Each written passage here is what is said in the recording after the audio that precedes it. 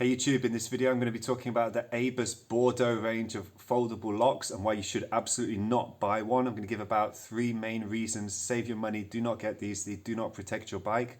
The backstory is I'm seeing so many posts of brand new bikes in Brussels getting stolen, and they bought one of these with the new bike in the shop. I don't know if the shop's recommending them, giving them a 10% discount because they bought the bike there, so the people feel like they're getting a good deal. Another thing I've heard is that people like it because it sits uniformly on the frame. It doesn't like rattle around unlike a U-lock can, or the chain. You can't really easily put one of these big chains on the bike because the lock keeps hitting the frame. So these are they go on the frame easy, they look nice, they feel kind of heavy. They're absolutely rubbish for protecting your bike for 3 main reasons. First one, straight away, the steel is too thin. It says it's 5mm thick, that's wrong, that's incorrect.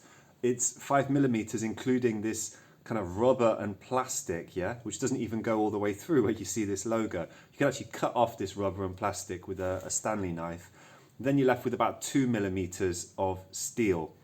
Now I showed in my other video that you can cut through an Abus granite U-lock in, well, it took 5 minutes, but someone actually timed how long I was cutting for, and it was between 60 to 90 seconds. So do the math. If that is 60 to 90 seconds to cut through, and it's 10mm thick, this is about 2mm thick. How long is that going to take to cut through with a circular saw? Not long at all. That's the image I keep seeing on Facebook groups. Please check them out in your own areas for stolen bikes, police aware, whatever.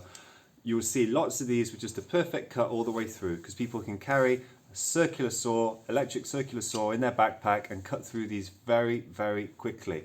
So number 1, it's too thin here. Number 2, it shouldn't have all these links. What's good about a foldable bike, about a foldable lock? That makes no sense at all. It's weaker where each of these links are. The good thing about a U-lock is the shackle is a uniform piece of metal. It's more vulnerable here. You can break it with a rebar cutter, hydraulic rebar cutter, or just huge bolt cutters. They can go in there, they can bust it out and just snap through in the middle. So each one of these, it's more vulnerable as well. So too thin here, vulnerable here. The last thing is, yeah, it's handy that you can make it bigger, that it can unravel all the way around to trap it around a immovable object. But the thing that does is it makes it much easier to cut through, that you can position it. So you've got it around your immovable object, but when you want to cut it, if you're a bike thief, that means you can position it away from the bike so the circular saw isn't going to damage the frame or other parts of the bike, which lowers the resale value and makes it look stolen.